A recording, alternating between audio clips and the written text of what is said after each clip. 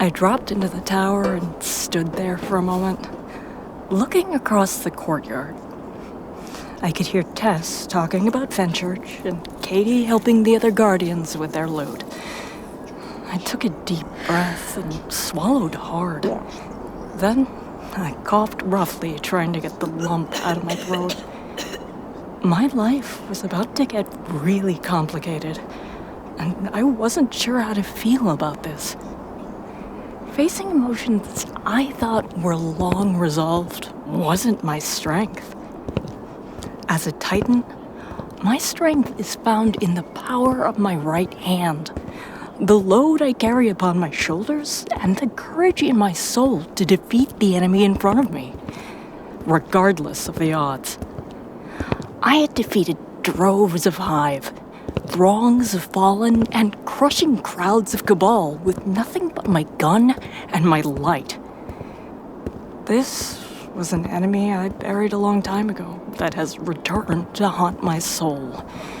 There was no rock I could punch, no ogre to shoot, and no screaming, sprawling mess of death in front of me. This was the quiet darkness and nearly inaudible pain of my soul, silently wrapping its claws around my heart again, trying to drag me back into the pit of vengeance. The only way to conquer this foe was an ability I was poorly trained to implement. Forgiveness. My eyes then turned to Zavala, and my breath quickened. I jogged over and waited patiently as other guardians handled their business with him. I glanced around as the last one walked away, making sure there was no one else within earshot, and approached him. Our eyes met such that all Awoken know each other in that unspoken way. I almost saw a slight smile turn up from one corner of his mouth, yet he still greeted me like every other guardian he sees.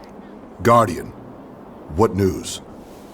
I walked closer to him so that our bodies faced out toward the city, and pulled out my ghost in front of us so no other guardians could peek in. I played the hologram of my sighting of Uldren Sav.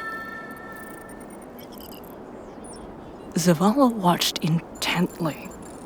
His eyes never wavered from the projection. I could see his forehead wrinkle as the image became clearer. He may have even muttered the word no, but I couldn't quite tell. He turned back to me as the voice faded. I had heard the rumors. He stopped and looked up at the traveler hanging above us. Its numerous pieces floating around, almost enveloping us with a sense of security that I wanted to believe was real. But not with the darkness coming. Not after what happened with Rasputin. Then I felt his dutiful focus return. He looked at me again with strong eyes and an intentional tone.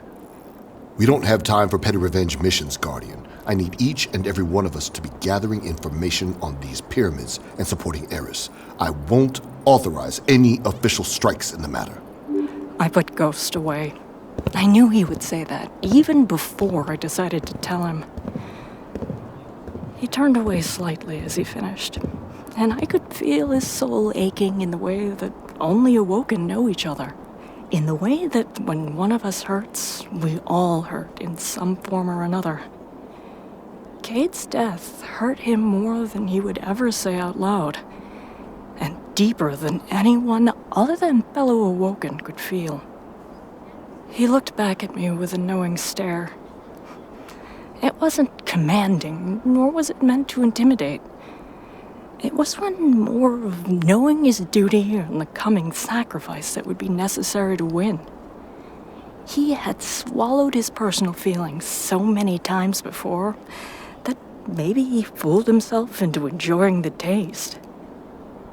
This time, it looked like he didn't even have to try very hard. Back to the front, Guardian. I started to say something when another Guardian came up to him. Zavala quickly turned to her and said, Hello, Hunter. Let's get to work. I walked away, knowing he and I may never speak of this conversation again.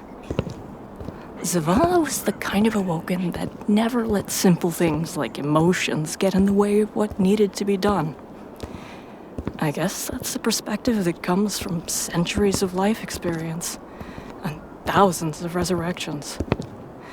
Maybe someday I might understand that better. I moved on because I knew I had one more person to tell. Stepping into the energy of the bazaar and the tower was always something I enjoyed.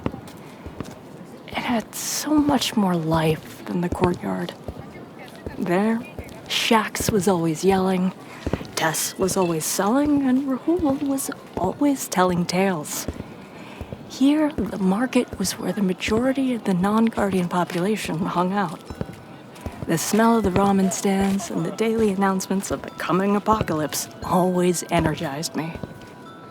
I considered stopping to explain how the doomsday declarations were so wrong and tell them what was actually happening on the other planets. I never did, though.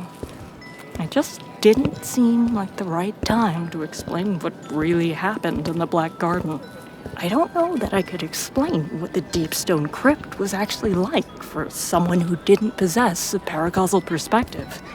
Instead, I would play with the children who scampered around the area playfully challenging Guardians for their paper St. 14 shields or toy replicas of Ace. It gave me fleeting moments of joy to watch the pure and innocent play of children. I miss innocence sometimes.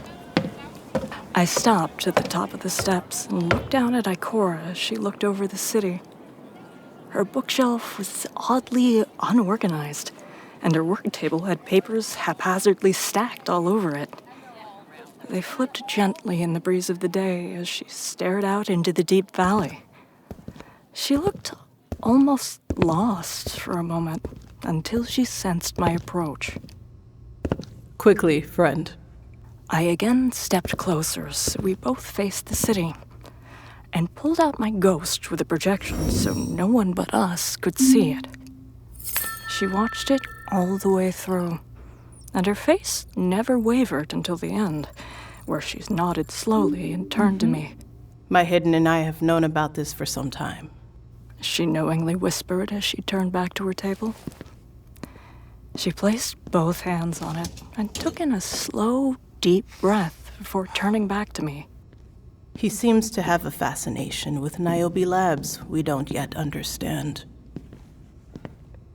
As a member of the Vanguard, I cannot officially authorize any action in the matter. This is an extremely low-priority mission in the face of what we are currently dealing with.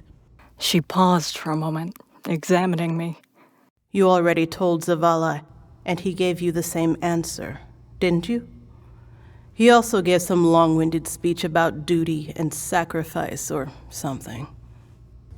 Actually, no, he... I keep forgetting about the shared awoken empathy. She looked up at the traveler.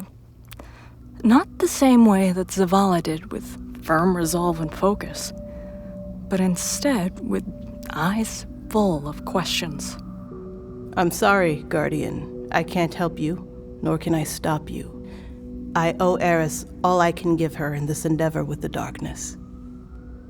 I could feel the pain she attempted to hide with those words.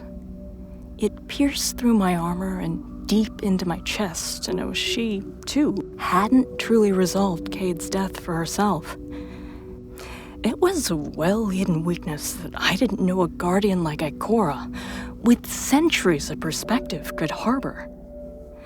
I always believed that my own frailties would slowly melt away over time through experience. A heart forged upon the funeral pyre of battle only becomes stronger with each resurrection. At least, that was what I believed until now. I looked at her as she almost begged the traveler to take the pain of Cade's loss from her mind. I was there when Cade's light faded away for the last time. I was there when we buried him. I saw her eyes full of the centuries of knowledge and power, pleading for the release that tears of anguish bring. But she didn't let it come for some reason I couldn't fathom at the time. I could hear the silent desperate screams for justice against the Barons blowing from her soul. She couldn't just lash out in a fury of revenge. She took Cade's final death very personally. And yet, as a member of the Vanguard, she never lowered her emotional walls enough to let anyone see her grief. So I took the mantle of revenge upon myself. Uldren's sob was as much mine as it was anyone else's. I had the luxury of being able to end Uldren. I was just another light bearer on a quest. Ikora and Zavala were, and still are, icons of an ideal that bonded the rest of humanity together. They permanently set aside their personal agendas for the sake of being responsible for the survival of all the people in the last city. But what about Cade? She turned to me and gently put her hand on my shoulder. I could almost feel her push the pain down again as she reminded herself of the duty she bore so well. The effort it took for her to retain her steely exterior seemed immense. Titan, I owe the living more than I owe the dead. I nodded to her and walked away. I walked slowly back up the steps and toward the plaza, so deeply lost in my thoughts that I knocked over the maintenance frame, who always seemed to be cleaning up the same spill in the hallway. I apologized profusely, just as much to it as it did to me as I picked it up from the stone floor.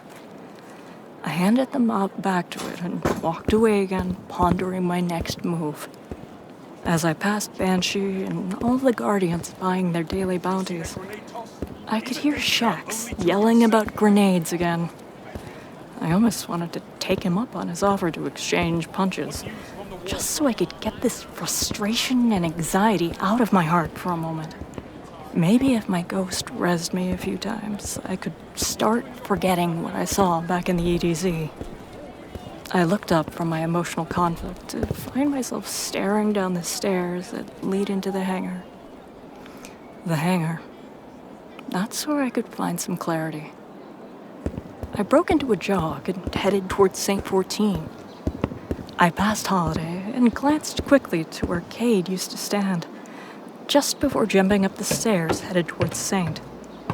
He was feeding his birds, like always, and greeted me with a loud, joyous hello. As I got closer, he could sense my inner turmoil. Guardian! His concern pierced through his helmet into my heart. I can feel your burden. Come, share it with me, that we may carry it together. I turned his shoulder toward his ship and away from the main hangar crowd to play the video again. He watched the whole thing through, nodding his head slowly. This is the man who killed Cade, no? I was surprised at Saint's question. I nodded in response. I figured I would have to explain the whole thing to him, including my part. And you killed him in the Dreaming City, no? I looked at Saint in surprise. Osiris and I talk much about the events I missed when I was gone. I know all about your accomplishments with him and in the Dreaming City. I know all about the Barons. I only wish I could have fought alongside you. It would have been absolutely the best.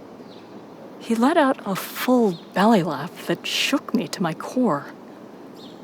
He put his arm around my shoulder and motioned to the image of Uldren.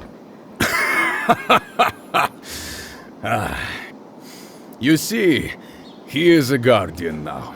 He is just like you and I.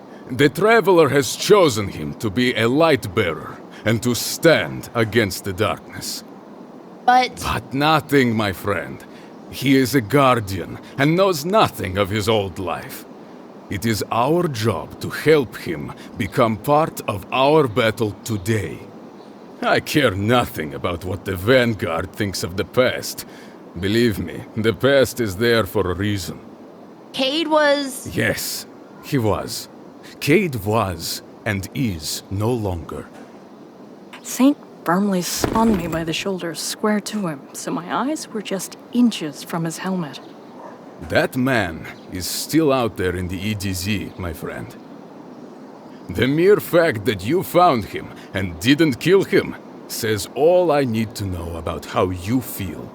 He firmly slapped my chest with an open palm.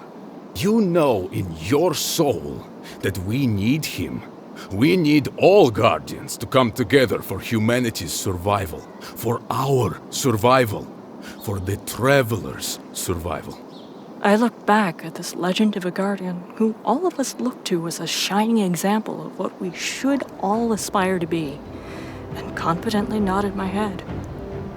Saint reached for his shotgun and said, I will meet you in the EDZ. Send me the coordinates.